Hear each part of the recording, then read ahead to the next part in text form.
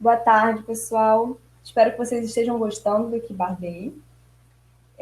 Já contamos com mais de 2.500 inscrições.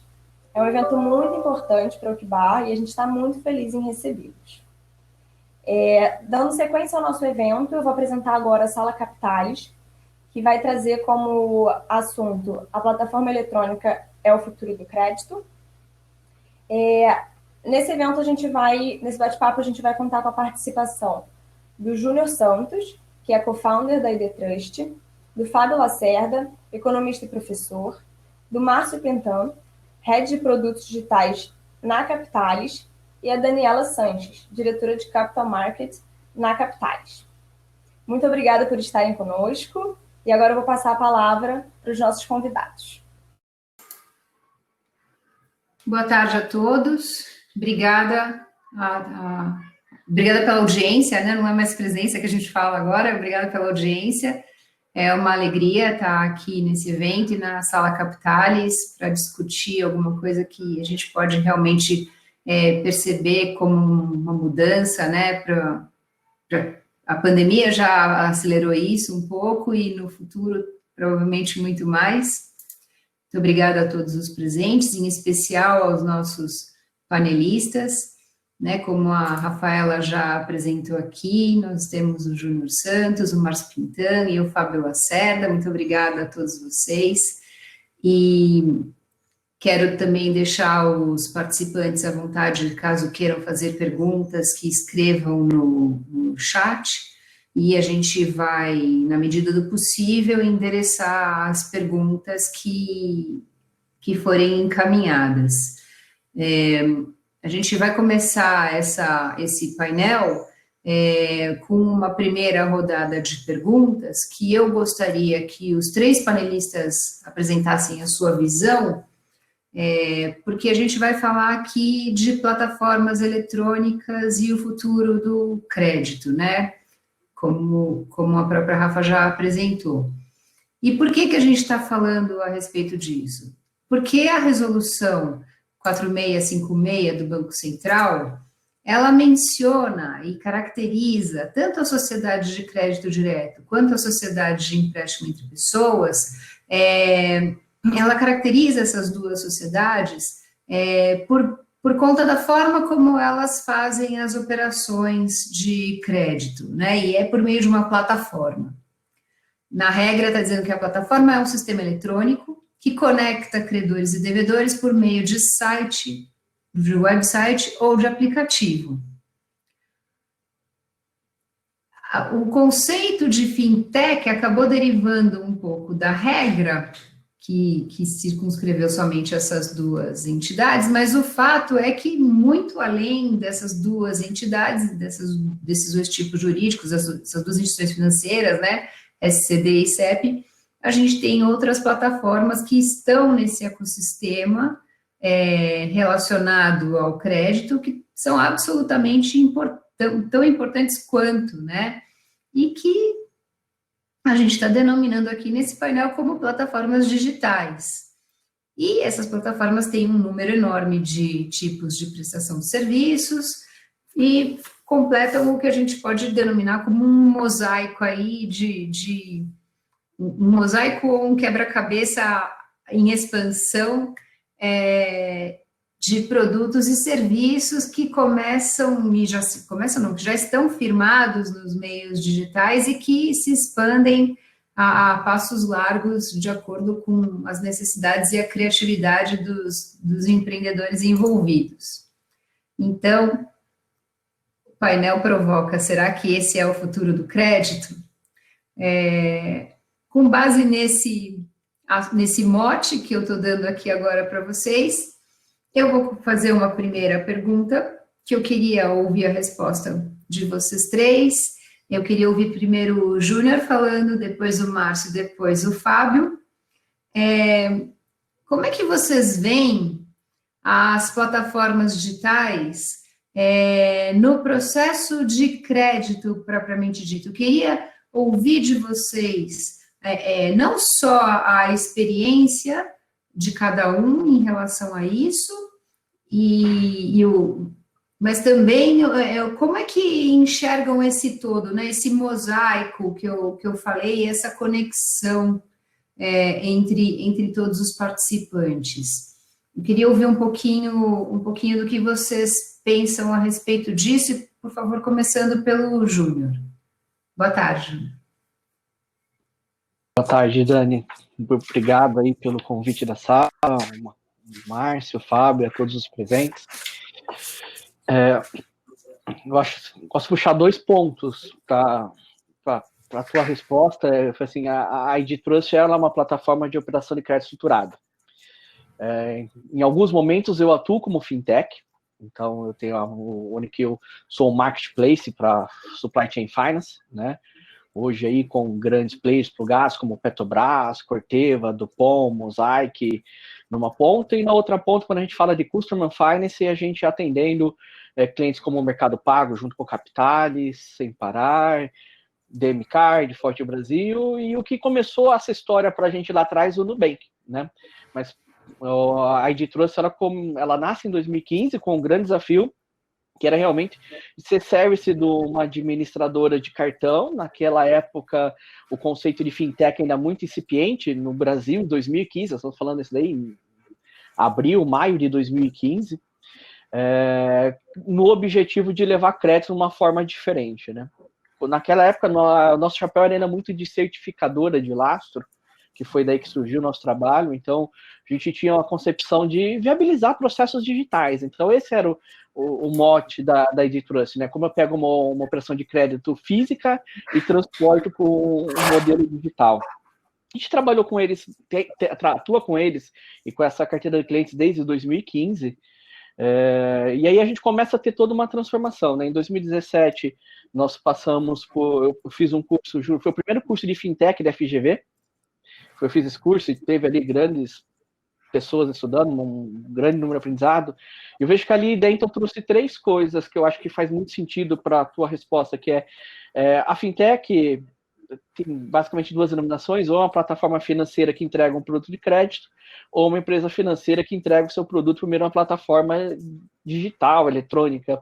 Mas os 3 pilares que nós que aprendemos naquele momento, e a gente vê que é cada vez mais presente, elas se aproveitam de pontos de burocracia do mercado financeiro tradicional, como que eu olho esse ponto, essa burocracia, esse cenário, essa dificuldade e procuro resolver essa dor, né? Segundo, eu vou se utilizar de tecnologias disruptivas. Eu lembro que lá em 2017 só se falava em blockchain para fintech, blockchain, a gente viu que isso ainda não é uma realidade, né? Para que o bloco, na maior parte das situações. Mas o terceiro mote dessas fintechs, ele se perdurou, que era realmente uma obsessão na melhor experiência do usuário. Então, quando a gente olha esse cenário de fintech, de plataforma de oferta de crédito, eu entendo que existe sim ainda um grande coração a pulsar dentro dessas fintechs, que é olhar essa experiência do usuário para entregar de forma diferente algo que já existia, né? Eu acho que o conceito de fintech ele deve acabar em algum momento, porque hoje qualquer empresa pode adquirir ou consumir serviços de fintechs. Então, se a gente está falando de Know Your Client, a gente está falando de API, estamos falando de análise de crédito com inteligência artificial, estamos falando de formalização digital, processos automatizados. Hoje não são serviços que foram oriundos dentro desse cenário para poder provocar essa digitalização nesse primeiro momento, mas agora está acessível a qualquer um, né? Hoje qualquer um consegue contratar, acessar uma plataforma dessa e consumir esse tipo de serviço, transformando seu cenário, né? Então ele transforma... Para quem quiser saber um pouco mais a respeito disso, a gente tem um painel amanhã sobre isso aqui na Sala Capitalis também, que é justamente sobre isso, falando toda empresa se tornará uma fintech. É exatamente isso que você está falando, Júlio, a gente tem a mesma percepção. Porque, assim, a minha percepção é que quando você tem essa relação comercial, essa demanda, essa necessidade de alguém tomar o crédito, hoje é mais do que natural, a primeira coisa que se faz é uma busca no Google. Isso vai levar diretamente a essas plataformas que estão trabalhando isso nessa experiência do usuário. E um grande transformador, assim, eu entendo que a pandemia veio de um grande acelerador para muitas empresas, né? Eu falo que assim, eu sempre atuei presencialmente, visitando, naquela rotina louca de São Paulo de visitar 4, 5 empresas para falar do nosso trabalho, nosso dia a dia. E se tinha-se grandes dificuldades de acessar as empresas de forma digital, eletrônica, por qual? Hoje já não. Então, hoje as empresas já estão mais acessíveis. Então, esse direcionamento, essa capacidade de absorver essas tecnologias está muito mais presente. O que nós vimos de 2015 para cá foi que um grande número de empresas de nichos diferentes passaram a absorver essas tecnologias. Né? Passaram a absorver e levar isso de forma diferente para os seus clientes. Seja ele o consumidor final do crédito, ou ele o intermediário, ou ele simplesmente um facilitador, mas passaram a absorver. E que eu entendo que esse é um caminho sem volta mesmo, e uma grande experiência para outros ecossistemas em absorver esse tipo de tecnologia. E aí, quando a gente fala de API de integração, inteligência artificial, Know Your Client, formalização digital, tudo isso já se torna do dia a dia da maior parte das empresas, comercialmente e a nível operacional, né? Exatamente, exatamente. Márcio, você pode, por favor, passar para a gente a sua visão a respeito disso? Boa tarde, obrigado pelo convite. Boa tarde, Fábio, Dani, Júnior. Bom, vamos lá, assim, acho que até aproveitando um gancho que o Júnior colocou sobre experiência e tecnologia, e eu acho que muito das plataformas, aqui eu não falo só de crédito, tá? Eu falo de serviços bancários em gerais, né? Ele se aproveita um pouco disso, desses 2 pontos que o Júnior colocou, mas acho que tem uma coisa que a gente precisa colocar sempre em prisma aqui, que quando a gente está olhando para a atividade bancária, que obviamente é uma atividade meio, não é uma atividade fim, então existe uma grande tendência de você desintermediar esses serviços. A gente, quando olha para esse prisma tecnologia e o prisma experiência, a gente está olhando em alguma coisa que coloca a gente, os players menores, né, desse mercado, ou qualquer um que queira brincar nesse mercado, em pé de igualdade com os bancos. Né? Então, se eu parar para pensar, há pouco tempo atrás, todos os bancos eles faziam desfile de uma barreira enorme, que eram enormes data centers que custavam bilhões. Né? O próprio Itaú construiu um data center com algumas dezenas de bilhões de reais no começo dos anos 2000 em Mogi. Né? Só que tem um outro ponto que acho que é muito importante a gente colocar em prisma quando a gente está falando de plataformas de serviços financeiros, que é a questão da experiência. A questão da experiência, para mim, ela não está focada em eu prestar um mesmo serviço ou vender um produto similar que um grande banco vende a preços mais baratos. Que horas? A qualquer momento, você pode surgir ali um banco que acaba investindo em eficiência operacional e consegue te alcançar, porque, capital esses caras têm, eles conseguem montar a própria fintech deles, eles conseguem te alcançar de uma forma extremamente fácil, né? Então, quando a gente fala de experiência, aqui uma coisa que tem que colocar em prisma, e acho que é isso que diferencia muito, costumo brincar, né, os adultos dos meninos, você oferecer um produto contextualizado, você já pensar exatamente nessa diferenciação que você vai fazer em relação aos bancos, que é onde você machuca os bancos. Porque ali no final do dia, você está competindo com o cara em termos de tecnologia que ele pode te alcançar, mas você está mexendo em pontos essenciais que esse cara provavelmente não vai querer competir com você. Né? Então, é só a gente olhar, por exemplo, no meio dos adquirentes, o que a PagSeguro fez. Colocou maquininha, vendendo a maquininha a preço de banana, competindo com a segunda principal linha que os adquirentes tinham de receita. Como que você sai dessa armadilha? Não sai. Então, a tecnologia ela é muito importante porque ela permite que outros players consigam assumir, através de plataformas digitais, esses vácuos que dificilmente os grandes bancos vão ocupar. Né? Então, já sendo polêmico logo de cara aqui, eu não acredito em modelos de negócios que copiem bancos e cobram mais barato. Isso eu acredito zero. Não são modelos sustentáveis. Mas eu acredito muito no conceito das plataformas ocupando esses vazios e beliscando, né? Porque hoje o cara ele toma um crédito, muitas vezes com um custo muito mais alto no banco, porque ele não tem uma opção mais barata de um produto contextualizado que tem mitigadores de crédito ali dentro. Então, ele vai lá no banco e toma o produto. Então, eu acredito muito na plataforma, no emprego da tecnologia, para ocupar exatamente esses espaços que os bancos deixam e gerar uma competição, gerar, obviamente, ali um aumento de capilaridade e até mesmo beliscar o que os grandes bancos hoje ocupam através desse conceito. Excelente. A Lúcia já falou que concorda com você no chat também. Inclusive pela agilidade, flexibilidade e atendimento personalizado, ela complementou aqui. Muito legal. Obrigada, Lúcia, por participar.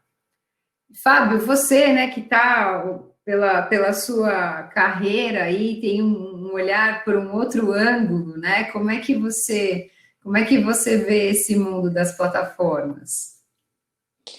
Enfim, foi bom você ter mencionado a minha carreira, porque de fato eu completei no último sábado 26 anos trabalhando no Banco Central do Brasil. Então, queira ou não queira, eu tenho um olhar, eu diria, da terceira variável, né, dessa equação. Acho que, de algum modo, a gente fala aqui da mudança do próprio comportamento do consumidor, a gente fala do avanço tecnológico, né, que viabiliza a oferta daquilo que o consumidor de fato espera, com qualidade e a preço justo, e a gente precisaria falar também desse terceiro vetor, que é a participação do regulador, seja o regulador que tem uma agenda de adaptação ou uma agenda de indução. Eu costumo chamar a agenda de adaptação como toda aquela intervenção regulatória que, de algum modo, retira entraves, né?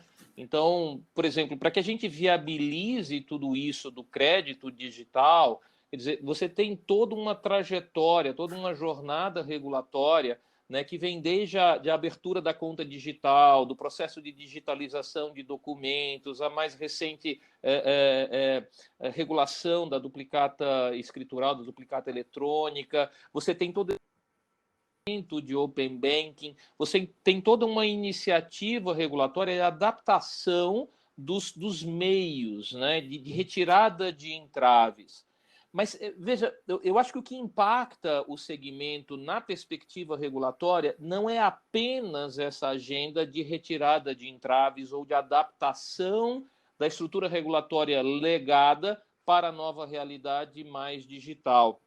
Eu acho que, acima de tudo, a gente tem que contextualizar o papel das plataformas em tudo isso que vem sendo apresentado pelos reguladores brasileiros, no conceito da utilização da inovação como um meio para aumentar competitividade, aumentar o mercado ofertante de crédito e, com isso, trazer pressão sobre margens e reduzir taxas de juros, reduzir spreads bancários no Brasil. Então, quando o Banco Central apresenta a agenda BC Hashtag, ele é muito claro em dizer o seguinte: eu busco a democratização financeira. E essa democratização financeira é sintetizada pelo Banco Central com um tripé. Ele diz: eu preciso ampliar acesso, eu preciso melhorar qualidade, eu preciso reduzir custo. E quando a gente vê esse tripé no relatório de economia bancária, em que o Banco Central decompõe o spread bancário e diz: vejam, eu tenho dois componentes aqui, eu tenho, a cunha fiscal, eu tenho as despesas administrativas, mas eu tenho dois componentes que são importantes. Eu estou falando da margem e estou falando da inadimplência. E aqui vem a atuação do Banco Central para dizer o seguinte: como é que eu tento resolver inadimplência? Eu tento melhorar as condições do mercado ofertante de crédito. E aí eu crio toda uma possibilidade de redução de assimetria de informações, portanto, de ampliação de acesso a bases de dados, seja o SCR do Banco Central, seja cadastro positivo, seja isso que se busca agora com a implementação do Open Banking. Eu tenho todo um processo de digitalização de documentos e de digitalização das garantias, de registro de garantias, de dar credibilidade às garantias, tentando, de algum modo, melhorar as condições do ofertante de crédito, para que o ofertante de crédito consiga ter mais segurança nessa oferta e, com mais segurança na oferta, faça uma precificação mais ajustada ao risco, portanto, mais justa. Isso no lado da inadimplência. E no lado, obviamente, da margem. Como é que eu afeto a margem? Eu afeto a margem ampliando a concorrência. Né? E aí, quando você fala, mas a 4656 tratou apenas das fintechs de crédito. Sim, ela tratou apenas das fintechs de crédito. E o objetivo foi, ela tratou as fintechs de crédito na perspectiva de oferecer uma avenida de segurança jurídica para players que já estavam atuando no mercado, mas sem obrigatoriamente determinar a migração. O que está, de algum modo, contribuindo muito fortemente para a migração de fintechs para esse ambiente regulado? Open Banking. Porque o Open Banking no Brasil, ele é um ecossistema fechado para as entidades reguladas. Né? E aí vem o órgão regulador dizendo o seguinte, olha, quem quiser que venha ao regulador pedir autorização para atuar como instituição financeira, doadora de crédito, ofertante de crédito. Mas quem vier tem o belíssimo incentivo de já estar com o pé no ecossistema do Open Banking, com o pé nesse ambiente de redução da assimetria de informações. Então, na perspectiva regulatória, o que eu diria é, sim, a gente enxerga ao longo dos últimos anos uma fortíssima da intervenção regulatória no sentido de viabilizar esses modelos de negócios do crédito digital, tanto na perspectiva da retirada de entraves. Ainda há entraves a serem superados? Claro, esse é um processo evolutivo. Né? E, por outro lado, esse incentivo no sentido de dizer precisamos sim ampliar o mercado ofertante, porque se nós ampliamos o mercado ofertante e ampliamos o mercado ofertante exatamente com o uso da tecnologia, a gente aproveita essa jornada de crescente digitalização da economia, e aí tem fator demográfico associado, tem uma série de questões, a gente aproveita esse movimento e, de fato, traz competição, trazendo competição para trazer de novo amplo acesso, melhor qualidade e menor custo para o tomador final. Né?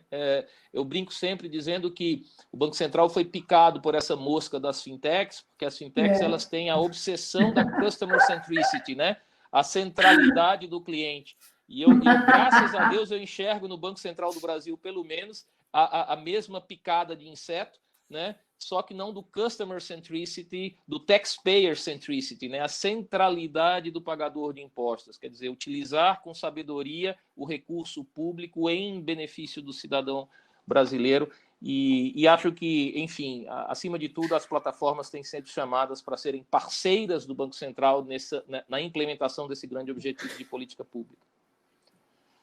Que legal, Fábio, muito bom ouvir você, sempre é muito bom ouvir você e todas essas intervenções, né, que o Banco Central tem feito nos últimos anos, para quem acompanha de perto, são absolutamente dignas de aplausos, né, assim, realmente todas essas mudanças só impulsionam o mercado para uma isonomia mesmo, como você colocou, né, uma redução de assimetria informacional e, consequentemente, aumento de players em determinados setores que antes ficavam mais nichados e competição de crédito, redução de taxa de juros, acesso, estrutura, enfim, a ideia de melhorar a vida dos tomadores, ampliando a oferta de crédito com alternativas diferentes, é realmente um caminho muito, muito interessante e realmente muito, muito inspirador, né? Muito bom ouvir você falar, porque mostra que a gente está todo mundo olhando para um lado só e que parece ser um lado muito positivo aí para o mercado de crédito de um modo geral. Agora, indo para uma segunda rodada de pergunta para vocês, o que eu queria propor aqui é falar um pouco de sucesso de plataforma, né? Eu queria provocar vocês, porque a verdade é que Fábio falou, né? Nós somos picados pelo bichinho da fintech. Muita gente, né? Muita gente foi picada, muita gente empreendeu nisso, tem muita gente tentando fazer muita coisa de todos os tipos. É muito legal, né? Empreender é realmente uma experiência muito interessante e que a gente está vendo muitas pessoas entrando nesse caminho, muito legal. Agora, eu queria ouvir de vocês, assim, o que vocês entendem que caracteriza como sucesso de uma plataforma, na opinião de vocês? É a experiência do cliente, de fato, um determinante ou o principal determinante, como o Fábio falou, né, de ser centrado no cliente ou a experiência do cliente? Isso é essa mesma mola mestra das plataformas? Eu queria começar essa pergunta, fazer essa segunda rodada, começando pelo Júnior, depois de novo o Márcio, depois o Fábio. Júnior, me fala aí o que você está pensando a respeito disso. É uma pergunta difícil você elencar apenas uma coisa, né? Eu acho que elas são uma soma de fatores, né? Como assim, do ponto de vista de tecnologia, como plataforma de tecnologia, eu acho que a experiência do usuário, o sucesso do usuário é fundamental. A permanência do usuário, né, essa interação, quanto mais ele utiliza da sua plataforma para acesso a crédito e não vai no mecanismo tradicional, eu entendo que isso é extremamente relevante para nós, é um dos KPIs que a gente acompanha, né, quando os clientes que são usuários, os tomadores ali que são recorrentes, os fornecedores, no Super Chain Finance, os fornecedores que são recorrentes, e quanto ele entende que é melhor ele utilizar o crédito que ele tem na plataforma do que esperar o prazo de receber. Então, essa é uma dinâmica que a gente fica ponderando e interagindo com eles, né, para mostrar que ele tem acesso a um crédito mais competitivo e aí observar o resultado dele e quanto tempo ele fica e volta dentro da plataforma. Então, esse é um ponto-chave que a gente acompanha, avalia, interage e procura estar presente no dia a dia. Mas quando fala-se de sucesso, eu acho que são muitos mais fatores, né? Eu acho que essa felicidade é extremamente importante, a eficiência da entrega, o revolving disso daí, a capacidade de receber de volta esse dinheiro, trazer de volta isso daqui, e como isso lá na frente vai refletir para o investidor. Então, tudo isso é uma somatória para falar, né? E eu pegando o gancho do Fábio, como isso reflete no ecossistema como inteiro, né? Como isso vai gerar resultado financeiro para todo o ecossistema e como isso fica aderido. Acho que a somatória disso tudo reflete o sucesso da plataforma, né? Mesmo que muitas vezes o sucesso imediato não seja dar lucro, não, seja realmente assim, alavancar a sua capacidade de escala, mas que essa eficiência operacional, esse retorno, essa eficiência do dia a dia, para mim é um ponto-chave para mostrar se a fintech vai se manter de pé ou não, né? Ao longo desses últimos anos, nós tivemos oportunidades de atuar como service de algumas fintechs que vieram de fora do Brasil para ofertar crédito por meio de peer-to-peer lending, né? A gente participou com algumas e acompanhou algumas, e quando a gente vê que muitas não conseguiram fazer trazer de volta o dinheiro para dentro de casa, né, e escalar a operação, tiveram essa dificuldade de ser assertividade na concessão do crédito e a recuperação desse crédito, a gente viu, tinha a melhor experiência do usuário, tinha a melhor plataforma, tinha o melhor service, né, da operação, mas como é que eu faço esse dinheiro voltar e refletir em tudo isso? Então, acho que no final, esse é um ponto muito importante para demonstrar a capacidade de sucesso da fintech ou da plataforma como um todo, né? E tanto que a gente vê um número de fintechs que surgiram e encerraram suas atividades nos últimos 3 anos, né? Mas que isso não, eu entendo também que isso não deve ser um fator de frustração ou da pessoa falando, não vou investir ou me inserir nesse ecossistema, pelo contrário. Eu acho que é realmente observar isso daí e tomar muito mais cuidado nesse ponto, né? O cenário brasileiro não é diferente do cenário investidor americano, do Vale do Silício, que vai injetar o dinheiro. Aqui, não, a cobrança é muito mais rígida, o retorno é muito mais necessário, validar e mostrar que você tem essa capacidade de trazer de volta o dinheiro. Eu acho que é um dos pontos chaves para demonstrar, como um todo, um dos pontos chaves para demonstrar se a fintech tem os skills necessários para ser uma empresa de sucesso ou não. Muito bom. Muito bom, muito bom. Não podia concordar mais com o Júnior, né? Eu acho que tem umas questões, quando a gente fala de experiência, que a gente precisa colocar no prisma correto, né? Muitas vezes você está falando de experiência, a pessoa está falando, legal, eu vou contratar o crédito em 3 cliques, ou eu vou ter o desembolso em 15 segundos. Ora, não é disso que se trata a experiência do cliente necessariamente, né? Pode ser disso também, mas não é disso que se trata a experiência do cliente, né? Inclusive, recentemente a gente fez uma pesquisa com os clientes aqui da Capitalis, e, em média eles levam 9 dias, as pessoas jurídicas, 9 dias para tomar a decisão de se contratar o crédito, entre a simulação e a efetivação da contratação, né? Então, ou seja, claramente esse cara não está preocupado em ter um desembolso em 15 segundos, né? Necessariamente, mas a experiência que tem por trás do processo, né, que forma o produto, na verdade, a experiência do produto, que é o que faz preencher muito dessas lacunas que talvez os bancos deixem e que transformem a fintech numa questão de sucesso, né? Então, trazendo como exemplo aqui o exemplo dos produtos que a gente tem aqui na Thales, que é automático, né? Que é um crédito varejista. Ele é um produto que ele tem um percentual de renovação absurdamente alto. Tá? Se chega quase beirando a 100% dos clientes adimplentes renovando o produto. E por quê? Justamente por causa da experiência. O processo de cobrança é um processo que deixa o cara despreocupado, está correlacionado com os recebíveis dele, ou seja, a experiência do produto, né? No final do dia, que faz com que o cara invista necessariamente em usar aquela plataforma, ou usar aquele crédito, ou usar qualquer tipo de serviço bancário, seja de qualquer plataforma. Então, no final do dia, a gente está falando aqui tudo sobre produto, né? A experiência é você ter um produto que tem o fit da pessoa.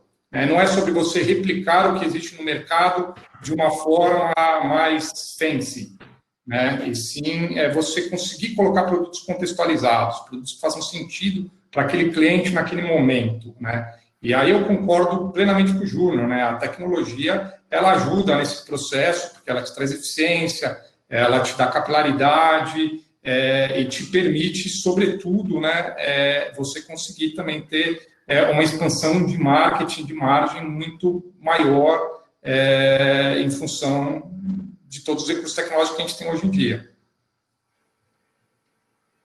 Excelente, excelente. Fábio, você olhando pelo lado do regulador,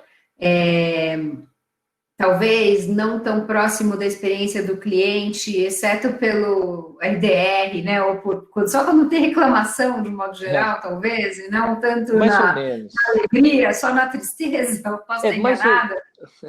Mais ou menos, viu, Daniela? Assim, eu acho que o regulador, no final das contas, escuta muito isso que o Márcio acabou de comentar, não é? Primeiro, sim, essa questão da experiência do cliente no uso da solução tecnológica, né, os 3 cliques, os 4 cliques, etc., ou o tempo de resposta, etc., tudo isso o regulador também olha, mas olha muito mais na perspectiva da proteção do sistema contra barreiras à portabilidade, barreiras à migração do cliente, entende? Quer dizer, essa questão da experiência do cliente no uso da solução tecnológica é algo importante, por exemplo, no Open Banking, é importante no pagamentos instantâneos, no Pix, nessa perspectiva. Não permitir que o dono, entre aspas, muitas aspas, da conta do cliente e estabeleça obstáculos à livre migração. Sim.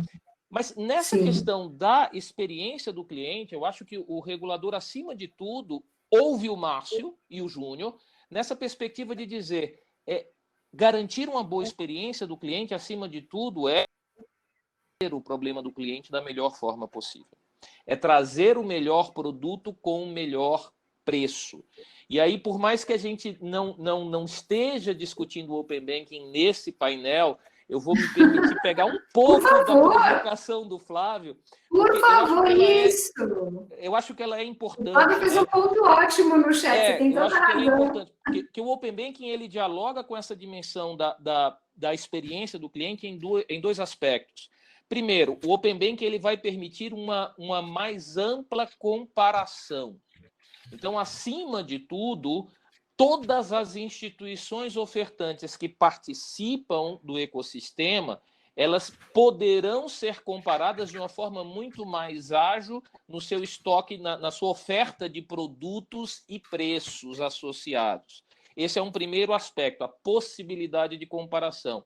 E o segundo aspecto, que vale tanto para a pessoa física quanto para a pessoa jurídica, que faz parte também dessa entrega do produto mais ajustado à necessidade e à realidade do cliente, é exatamente essa provocação do Flávio do tipo de informação que vai ser compartilhada.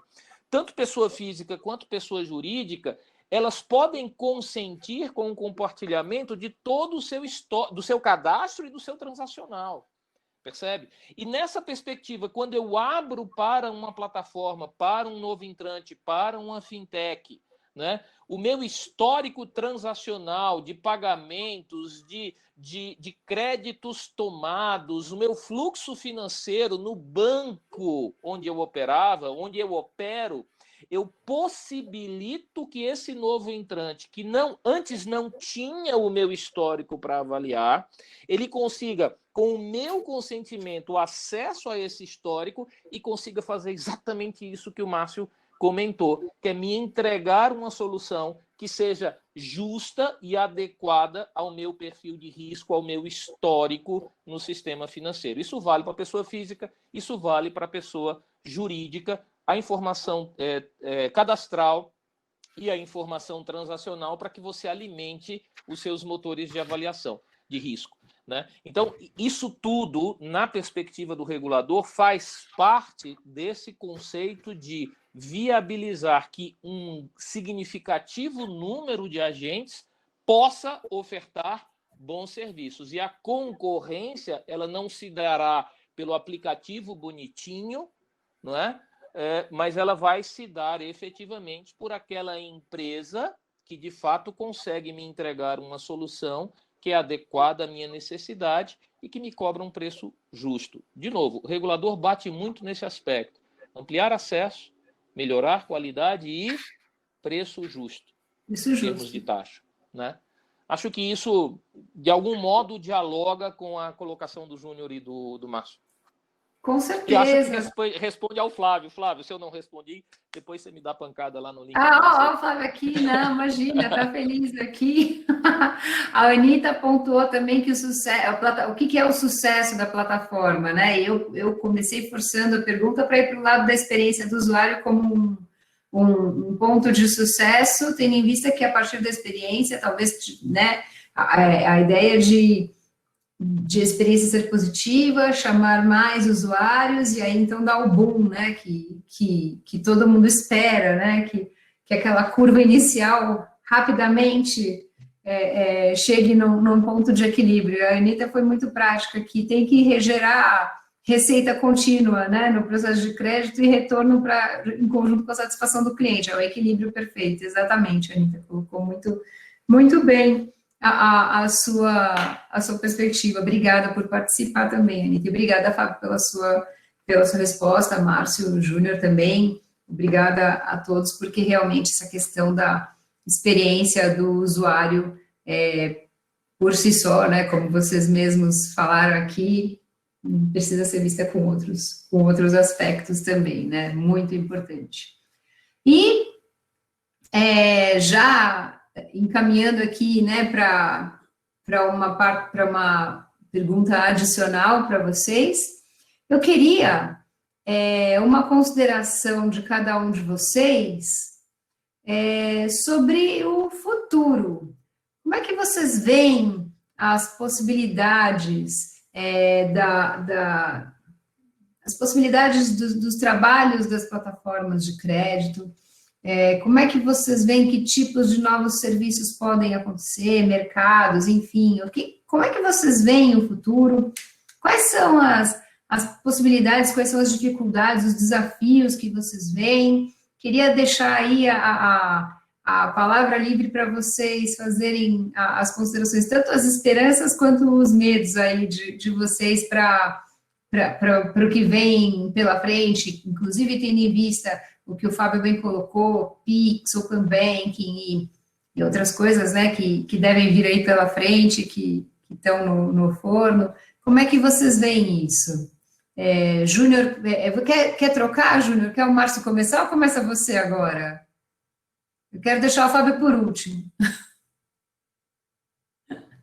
Essa você capricha, deixou o Fábio por último para ele poder refutar tudo que eu falar aqui. Naturalmente. Mas dá direito à réplica, não se preocupa. Eu vejo com muitos bons olhos o que o Banco Central vem fazendo em termos regulatórios, né, desde 2010. Ali, acho que para mim o grande marco ali do fim da inércia, né, ali do Banco Central foi em 2010, quando ele resolveu enfiar o dedo nos olhos do duopólio, né, na época das credenciadoras. Dali para lá, a gente teve um progresso muito longo, muito forte, né, em termos de como se olha para serviços bancários, né. Hoje, quando eu vejo muita gente colocando serviços, né, de conta digital no mercado, eu acho que isso representa muito de o quanto que esse mercado estava reprimido e mal atendido, e quanto que as pessoas estavam clamando por serviços melhores e serviços principalmente mais justos, né, em termos financeiros, né.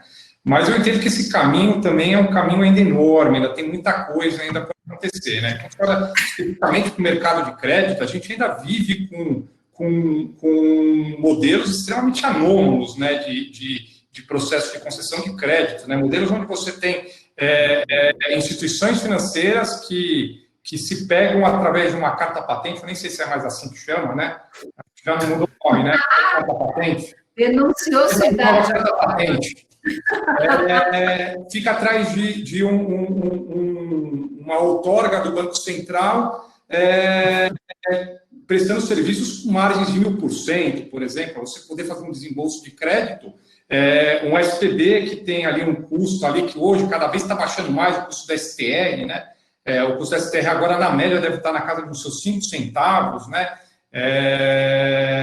E aí você vê ainda as instituições ainda sentadas em conceitos extremamente retrógrados como custo, ressarcimento de custo operacional. Você tem um ressarcimento de 30 centavos de custo operacional do quê? Né? Então, a gente ainda tem muitas essas coisas ainda que a gente precisa quebrar, né? Você precisa emitir uma CCB, né? Você tem que pegar e pagar uma margem absurda para um cara que tem a outorga ainda do Banco Central para você poder bancarizar uma operação, né? Sendo que do outro lado você tem um FDIC que está dentro de uma estrutura de custódia e administração extremamente regulada, né? Então, a gente tem muito ainda para evoluir ainda nesse sentido, né? Eu acho que acesso a informações, o Open Bank, ele vai trazer, acho que um grande diferencial para você poder ter acesso às informações, mas eu acho que ainda tem um caminho enorme, ainda, principalmente quando você fala de mercado de crédito, tem um caminho enorme ainda para a gente cortar mais ainda essas anomalias, né? Você não pode ter um STR que custa 5 centavos para um banco e você tem que usar o SPV do cara, você paga 4, 5 reais, né? Para poder desembolsar uma operação de crédito, né? Ou uma emissão de um contrato, né? Que no final do dia é isso, que é uma CCB, né? Você pagar um percentual enorme, né? Que consome grande parte do spread daquela operação para você poder fazer aquilo, porque no final do dia quem paga isso é o cliente, né? A partir do momento que você consegue ter esses mercados, esses mecanismos mais eficientes, você passa a ter produtos mais competitivos também, né? Que entra até no caminho do que o Fábio falou, de você conseguir derrubar margem, né? Porque no final do dia você tem produtos contextualizados que provavelmente eles te trazem uma competição maior, porque você está dentro de um contexto onde você é muito mais competitivo que um banco, né? E aí você tem eficiência operacional que a tecnologia te traz, e aí você precisa também começar a tirar parte desse consumo que te drena em termos de resultado, de custos, né? Que são ainda muito em função dessas barreiras regulatórias, né? E aí o Fábio vai ficar no último para me cacetar agora, tenho certeza.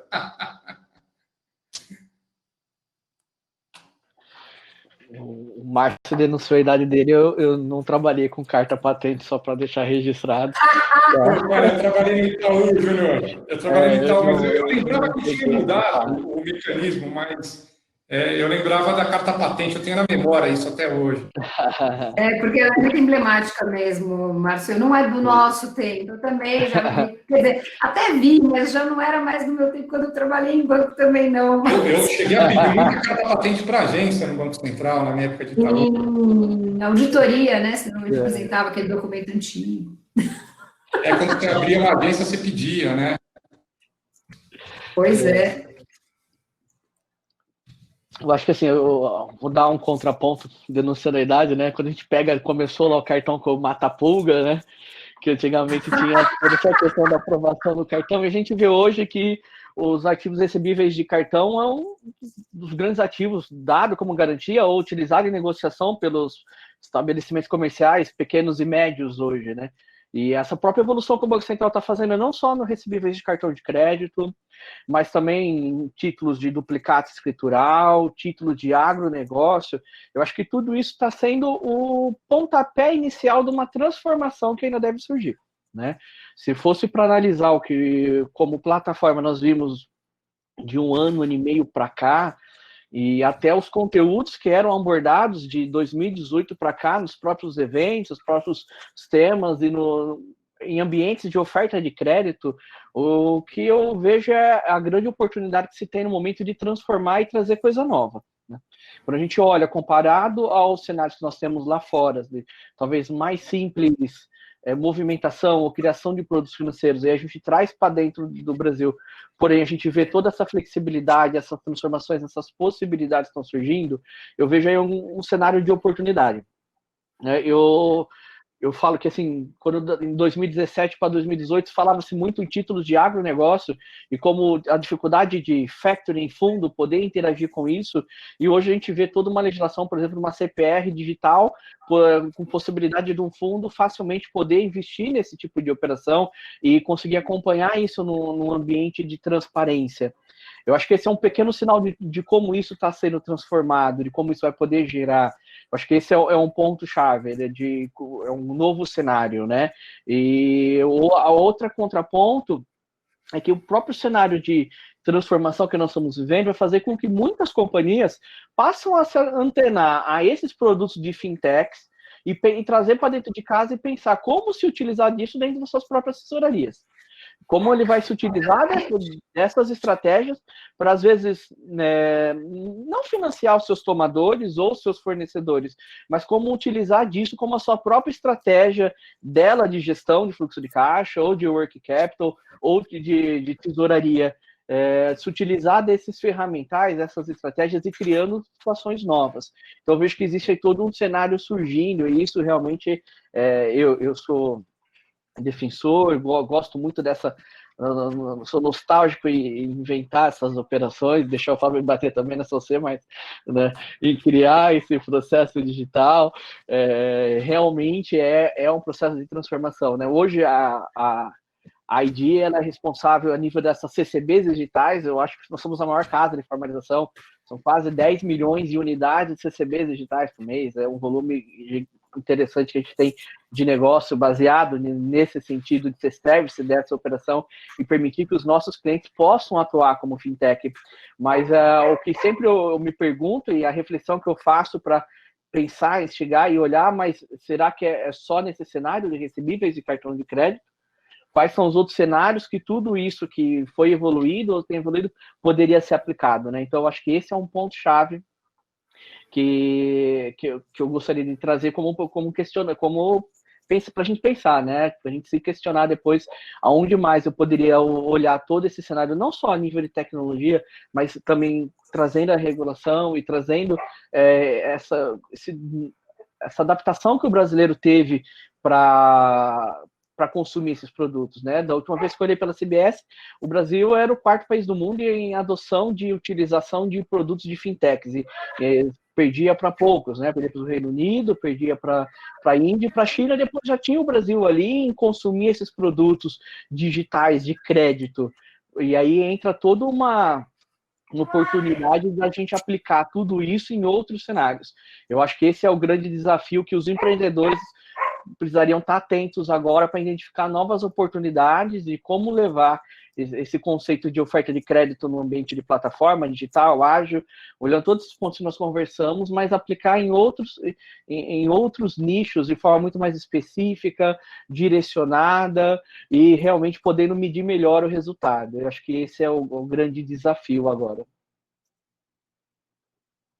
E agora a gente abre... Maravilhoso, Júnior, maravilhoso. Assim, tanto o Márcio quanto o Júnior fazem colocações aqui maravilhosas, e eu vou acrescentar uma pequena minha aqui, antes do Fábio falar. Fábio, nós queremos spoiler, por favor.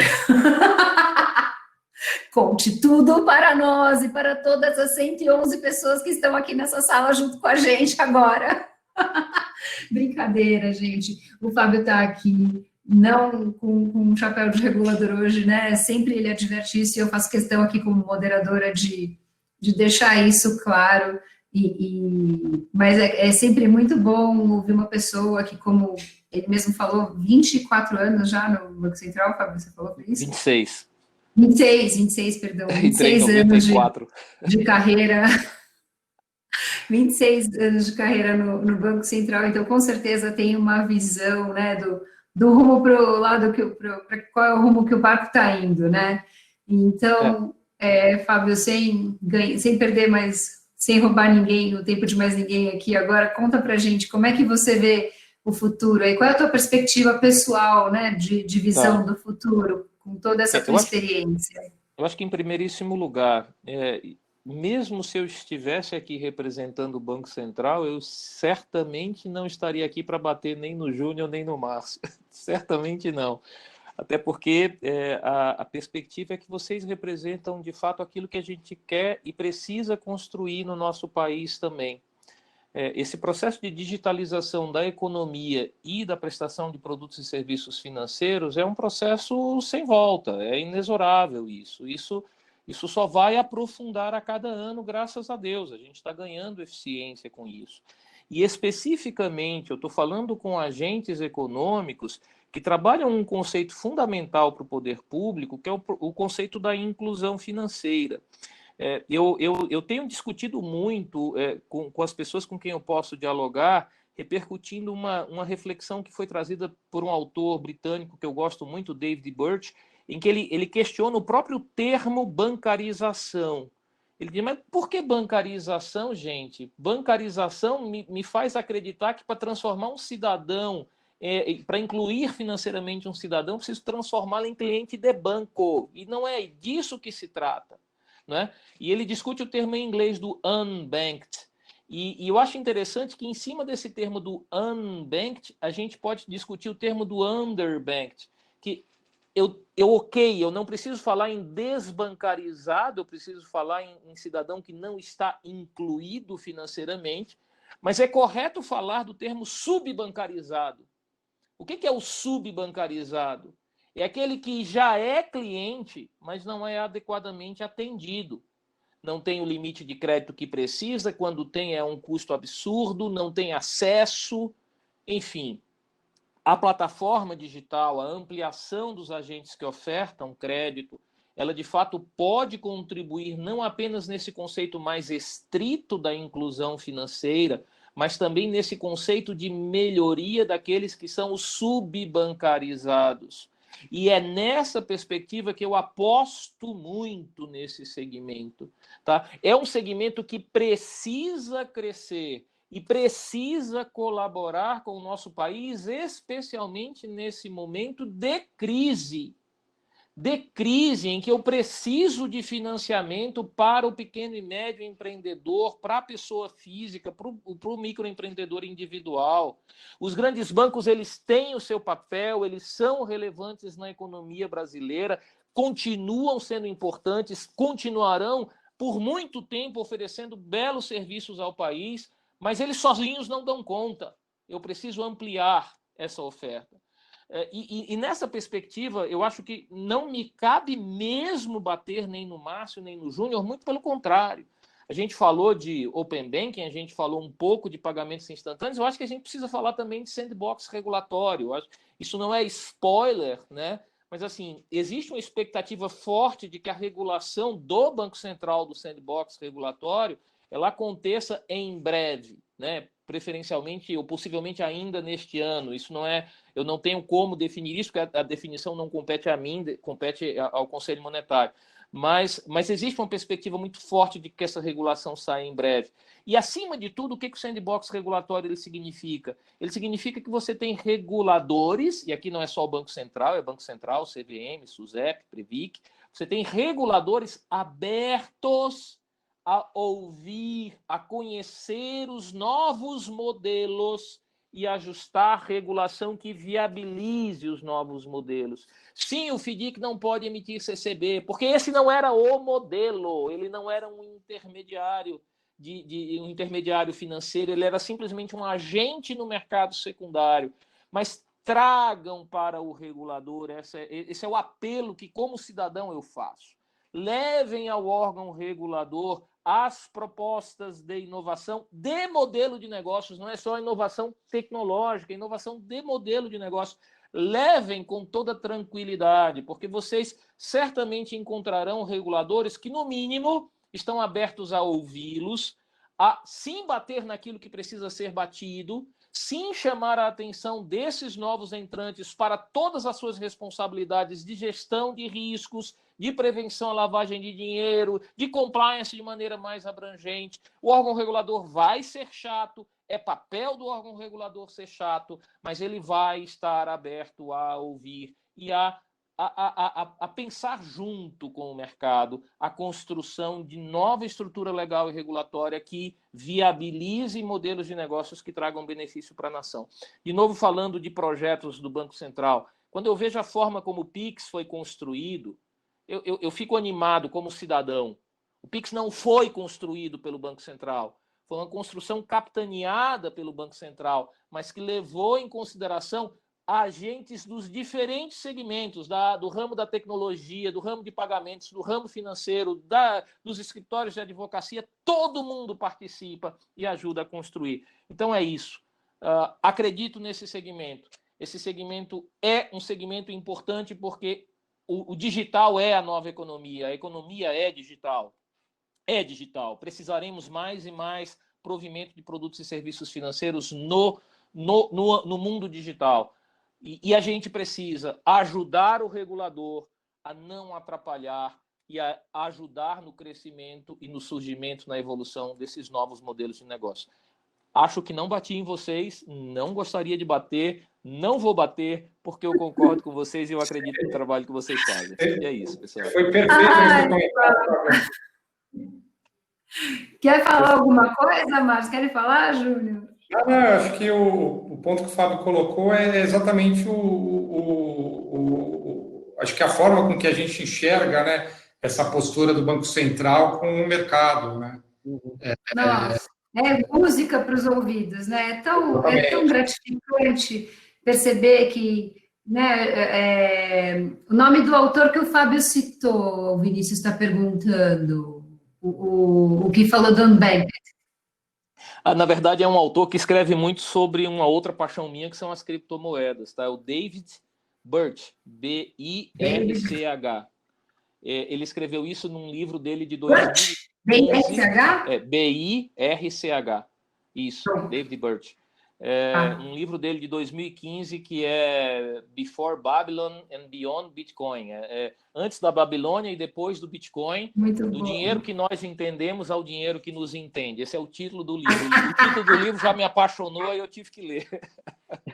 Muito bom. É muito legal saber que a gente tem do lado do regulador pessoas tão sérias e comprometidas e focadas como você, Fábio, especialmente porque está aqui conosco, mas eu não quero de jeito nenhum ser injusta e não lembrar de tantos outros que estão lá junto com você, né? Toda a equipe lá absolutamente competente, focada e buscando o melhor mesmo. Isso é muito gratificante, acho que é isso que impulsiona também a gente a pensar em tantas coisas e ir lá, né, com os nossos projetinhos assim embaixo do braço, né? Olha, eu tive uma ideia aqui, meu foguetinho desenhado aqui, né, meu primeiro draft. Mas acho que é isso mesmo.